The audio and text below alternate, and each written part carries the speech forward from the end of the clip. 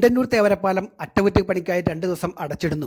ദേശീയപാത 966B കുണ്ടന്നൂർ തേവരപ്പാലത്തിന്റെ ശോചനീയാവസ്ഥ പരിഹരിക്കുന്നതിന്റെ അടിയന്തര പ്രാധാന്യം കണക്കിലെടുത്ത് മരട് നഗരസഭ നേതൃത്വത്തിൽ തേവര ACP ഓഫീസ് ട്രാഫിക് മേധാവികളുടെ സാന്നിധ്യത്തിൽ യോഗം ചേർന്നു.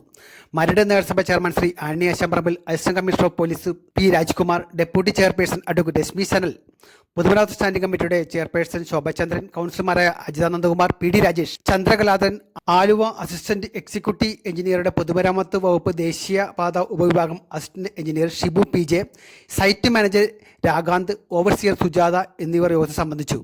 9/7/2024 ചൊവ്വാഴ്ച രാത്രി 11 മണി മുതൽ 2 ദിവസത്തേക്കാണ് പാലം താൽക്കാലികമായി അടച്ചിടുന്നത്.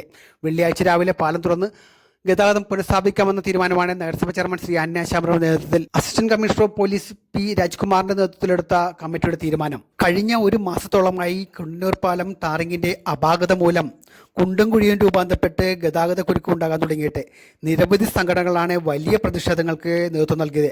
പാലത്തിന് മുകളിൽ നടത്തിയ സമരങ്ങൾക്ക് ഫലം കണ്ടു. പാലം താൽക്കാലികമായിട്ടെങ്കിലും അറ്റകുറ്റപ്പണി നടത്തുവാൻ അധികാരികൾ തയ്യാറായി.